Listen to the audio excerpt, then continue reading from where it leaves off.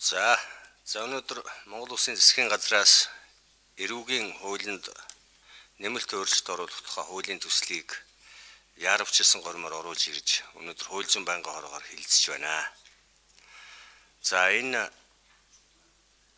ялангуяа хүүхдийн эсрэг гэмт хэргийг одоо яаралтай гормоор оруулж ирье гэж би улсын хурлын гишүүний хувьд шаардлага тавьсан. Энэ одоо хүсэлтийг бас энэ засгийн газар хүлээж авсан гэж ойлгож байгаа. За хүүхдийн тухай энэ асуудлыг эрүүгийн нөхцөл байдалтай уялдуулж өнөөдөр ингэж яаралтай гормоор оруулж ирэх нь цаг үе нийцсэн асуудал гэж ойлгож энийг бол дэмжиж байгаа. За энэтэй давхцаад одоо энэ авт тээвэр энэ мөрдөн шалгах гэдэг энэ хуулийн төслүүдийг зайлшгүй яаралтай гормоор оруулж ирэх ямар шаардлага байсан гэдэг талаар нэг хариулт авмаар байна. Дээр нь эрүүгийн хууль гэдэг бол нийгмийн том харилцааг зохицуулдаг, хүнтэй холбоотой, хүний эрхтэй холбоотой, хүний амьдралтай холбоотой асуудал учраас энэ нэр томьёоны хүрээнд ч гэсэн энийг үсэг нэгүрээр ярилцах ёстой.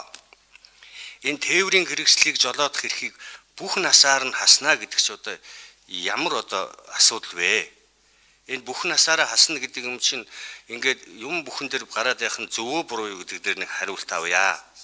За энэ тээврийн хэрэгслийг согтуурсан, мансуурсан үедээ жолоодох тухай ярьсан байна. Энэ мансуурна гэдэг чинь хар тамхитай холбоотой асуудал.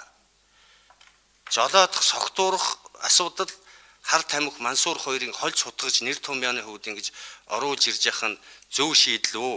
Энэ аль эсвэл энэ бол хар тамхит татдаг, мансуурдаг хүмүүсийг мөн энэ хуулиар давхар шийдэх асуудал энд яригдах юм уу гэдэг асуудлыг одоо хөндөж тавьж байна. За мөрдөн шалгах ажиллагааны тухай энэ хуулийг нууцыг задруулахтай холбоотой энэ асуудлыг зайлшгүй ярих ёстой. Энэ бол одоо ярих ёстой зайлшгүй асуудал. Сүүлийн жилүүдэд энэ мөрдөн шалгах ажиллагаа болвол хүнийг нэр төр энэ одоо гутаан доромжлт гүтгэхийг яриха болий. Улс төрийн зорилгоор хэвлэл мэдээлэлтэй хамтарч хэн нэгнээс өшөө авах ийм хэрэгсэл болгож байгаа шүү дээ. Энийг бол нуух юм бол байхгүй. Тэгээ энэ дотор хэн задруулдیں гэхээр улс төрчтэй холбоотой мөрдөн шалгах байгууллага тэр задруулдаг гэдэг нууц биш байна. Энэ бол нууц биш. Тийм учраас энд би нэг зүйлийг энэ хоёр сайдаас асууя. Энэ прокурорын дэргэдэх мөрдөн шалгах байгууллага гэж байсан.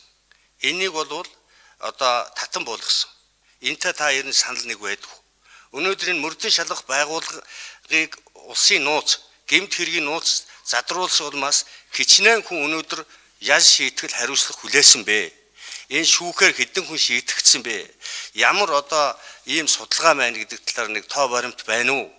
Ер нь бол өнөөдөр мөрдөн шалгах байгууллагын энэ одоо ялангуяа хэвлэл мэдээлэлтэй хамтарч энэ зохион байгуулдаг, энэ гэмт хэргийг мэдээлдэг, альва сенсац дэгдээдэг энэ асуудал чинь ингээд үргэлжлэх нь нийгэмд зөв юм буруу юм уу гэдэг талаар энийг хариулт авъя. Тэгээд би сүүлд нь нэмэж бас асуух асуулт байна.